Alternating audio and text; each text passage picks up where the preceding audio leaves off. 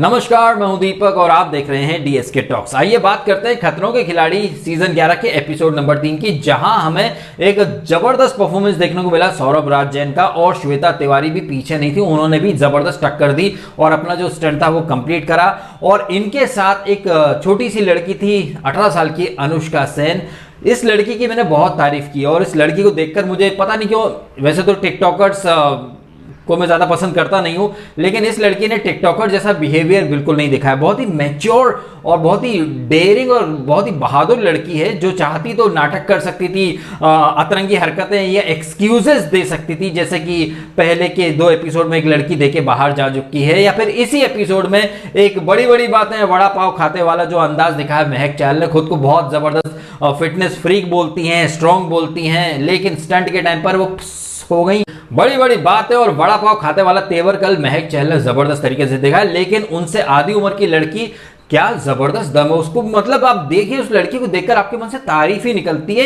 एक तो भैया वैसे भी कहा जाता है कि जिंदगी बहुत ही अनफेयर होती है, life is very cruel and unfair, और ये कैसे होती है कल हमें देखने को मिला, जहां सौरभ राज जैन इतना लंबा, महक चहल इतनी लंबी, श्वेता तिवारी इतनी लंबी, वहीं एक बटकी सी छोटी सी लड़की एक ऐसा स्टंट करने के लिए खड़ी हो गई जहां पर लंबाई का फायदा या लॉन्ग जंप मारने का फायदा लंबी जो इनकी हाइट है उन्हें मिलता है, लेकिन इस लड़की ने कोई एक्सक्यूज नहीं दिया और कूद पड़ी मैदान में झांसी की रानी बनकर। और हालांकि वो स्टंट नहीं कर पाई, लेकिन तारीफें बहुत जीती और दिल बहुत जीते इस लड़की ने। दिल जीतने से मुझे याद आया कि एक लड़की जब परफॉर्मेंस करती है तो बहुत अच्छा लगता है, और एक्चुअली में एक वुमेन एम्पावरमेंट का या नारी शक्ति का वो प्रतीक बन जाती है। लेकिन कल आस्था गिल ने एक परफॉर्मेंस किया जहां पर एक पिंजरे के अंदर वो खड़ी थी और एक जो आयरन स्टिक या फिर लोहे की कोई छड़ होगी जिससे वो मैग्नेट के कुछ छोटे छोटे सर्कल, वो क्या बोलते, प्लेट टाइप की वो उठानी थी, उन्होंने अपना स्टंट कर लिया।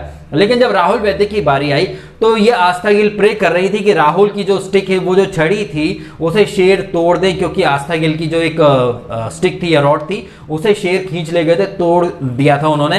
तो आस्था गिल जिस तरह से राहुल के लिए दुआ मांग रही थी कि राहुल ये स्टंट हार जाए, इसकी छड़ी वो जो शेर है वो तोड़ दें, आप इमेजिन कीजिए यही चीज अगर राहुल वैद्य या यही चीज कोई लड़का कर देता कि यार वो लड़की जो स्टंट कर रही है काश वो हार जाए, काश उसकी जो छड़ी है, वो स्टिक है, वो रॉड है, वो शेर खींच के ले जाए, काश वो हार जाए। तो यही समाज राहुल वैद्य को ऑलरेडी मिसोजिनिस्ट तो बोल ही चुका है, यही समाज के लोग खड़े हो जाते हैं कि बताइए, एक लड़के से एक लड़की का आगे बढ़ना नहीं देखा जाता।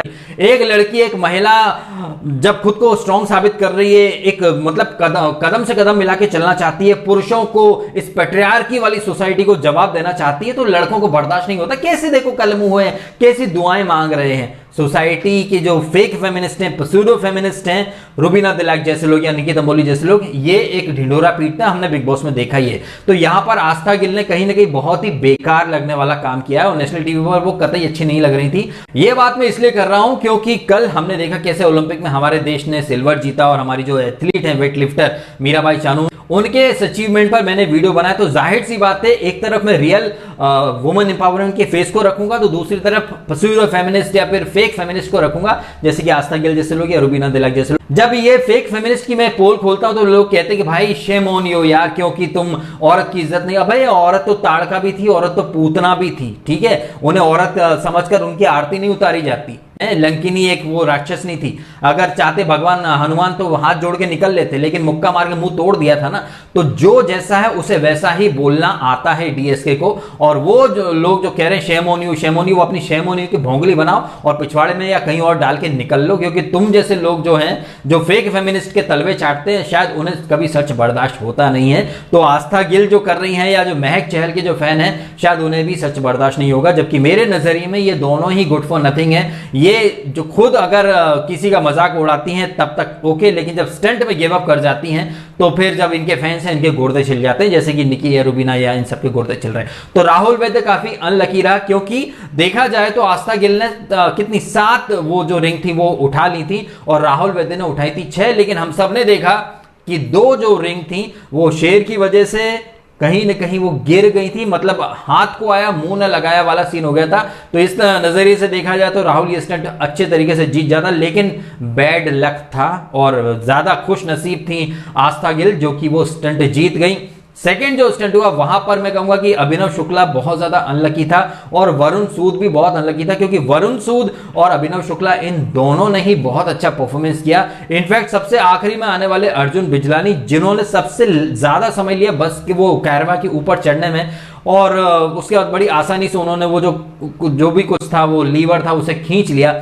अगर आप ये जो टाइम बाउंड ये स्टंट था, इसकी अगर आप टाइमिंग देखें तो रोहित शेट्टी के हिसाब से तो 1 मिनट 53 सेकंड 1 मिनट 54 सेकंड था, जबकि ये स्टंट जब जैसे ही शुरू हुआ, जैसे ही रोहित शेट्टी ने बोला गो, वैसे ही मैंने अपना स्टॉप वॉच लगा लिया। और मेरे नजरिए से तो ये स्टंट जो था, अभिनव शुक्ला तकरीबन 3 मिनट और ये अर्जुन बिजलानी तकरीबन 2 मिनट 59 सेकंड, लेकिन रोहित शेट्टी की घड़ी जो थी वो 1 minute 53 1 minute 54, I don't know ये कौन सा ये काउंट करते हैं। वो जो 36 सेकंड का स्टंट किया था सना मकबूल ने, जिसके डिफेंड में बहुत सारे लोग बोल रहे थे अरे भाई टीवी पर स्लो मोशन में दिखाते हैं, अरे भाई वो कैमरा कंटेस्टेंट पर फोकस रहता है, अरे भाई वो बार बार दिखाते हैं। देखिए भैया, ये कोई सिंगल कैमरा सेटअप नहीं होता खतरों का खिलाड़ी में, it is a multi camera setup, जहां पर ड्रोन से भी शूट होता है। अलग अलग टाइप के कैमरा हैं जो कि कंटेस्टेंट पर फोकस रहते हैं, गाड़ी पर फोकस रहते हैं, एक कैमरा रोहित शेट्टी पर फोकस रहता है, एक कैमरा नीचे से लेता है, एक कैमरा साइड, मतलब मल्टी कैमरा सेटअप है। और टीवी पर भले ही किसी भी तरीके से दिखाएं, मेरा यह मानना होता है कि जैसे ही रोहित शेट्टी ने बोला गो,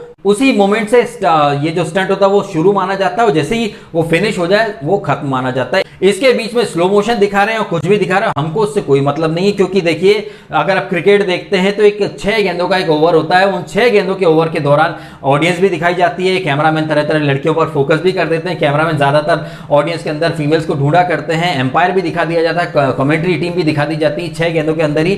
तो ये सब दिखाया जा रहा है, इसका मतलब ये नहीं कि वो 6 गेंदें हो चुकी हैं। उसी तरीके से ये जो स्टंट स्टार्ट टू फिनिश, जब जितना पूरा टाइम लगता है मैं तो उसी के हिसाब से देखता हूं, और मेरे हिसाब से रोहित शेट्टी की जो घड़ी है वो कहीं ना कहीं गलत है। अभिनव शुक्ला बहुत अनलकी था, क्योंकि देखिए भैया ये जो स्टंट होते हैं जहां पर लक बहुत मैटर करता है, वरुण सूद अनलकी था, अभिनव शुक्ला भी अनलकी था, और अर्जुन बिजलानी किस्मत मेहरबान तो बिजलानी साहब पहलवान। ये जो स्टंट था, इस स्टंट के पहले लड़कियों से पूछा गया कि कौन बंदा है जो ये स्टंट कर सकता है, सबने वरुण का नाम ज्यादातर लिया था और अर्जुन को किसी ने इंपॉर्टेंस दी नहीं थी, लेकिन अर्जुन तो भाई किस्मत लिखवा के आए हैं और गणपति बप्पा उनके साथ हैं ही सही, प्लस चैनल भी उनके साथ है ही सही।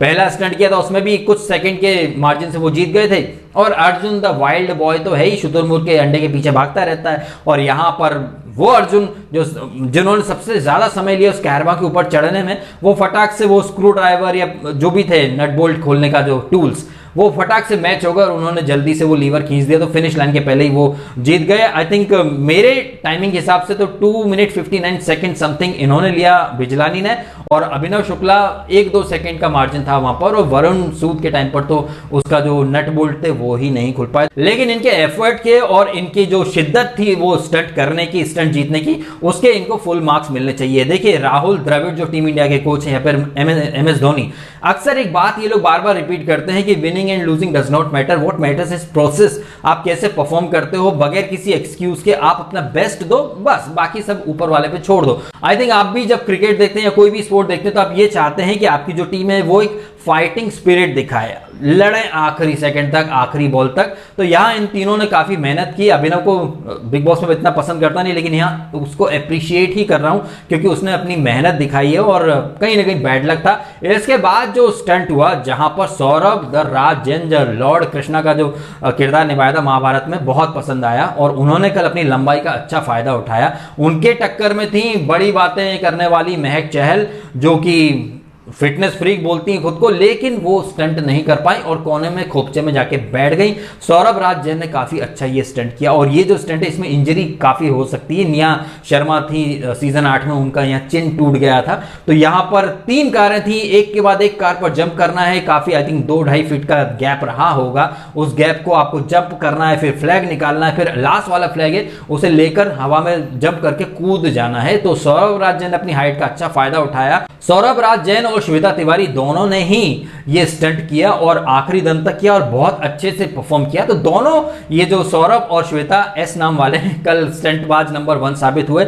इनके साथ जो एक लड़की थी, एटलीस्ट उसने ट्राई किया, कोई एक्सक्यूज नहीं दिए, जितना कर सकती थी किया, कोई नाटक नहीं किया जैसे कि महक चहल कर रही थी, डिस्टेंस ज्यादा है, ये ज्यादा है, वो ज्यादा नहीं होगा, गिव अप अबाउट, कुछ नहीं किया, उस लड़की ने दम दिखाया, लड़की में वाकई में दम तो है। तो ये रहा है कल के एपिसोड का हाल, जहां पर वरुण, राहुल और अभिनव थोड़े अनलकी रहे और किस्मत का भरपूर साथ मिला है अर्जुन बिजलानी को। श्वेता तिवारी से एक्सपेक्टेशन नहीं थी कि वो स्टंट कर पाएंगे, लेकिन उन्होंने बहुत अच्छा किया। महक चहल से उम्मीद थी कि वो टफ टाइम देंगी सौरभ को, लेकिन मुकाबला एक तरफा हो गया। इन बिटवीन ये जो खामखा की बकवासपंती दिखाई जाती है, अर्जुन बिजलानी द वाइल्ड गाय, तमाम तरह की बातें। हाँ, एक जो गैग था, जो तिवारी, त्रिपाठी एंड विशाल आदित्य सिंह का बंदूक लगा के आपस में घूम रहे हैं, नहीं नहीं ये तो के मेडल हमको मिलेगा, तो ये जो गैग था ये तो भी अच्छा था। अदरवाइज खामखा में ये जो गैग के नाम पर टाइम वेस्ट किया जाता है, इसके बजाय आप स्टंट करें, वो ज्यादा बेहतर होता, मेरा ये मानना है। बाकी आप कमेंट करके बताएं आपके ओपिनियन। क्या आपको नहीं लग रहा कि महक चहल ने कल अपना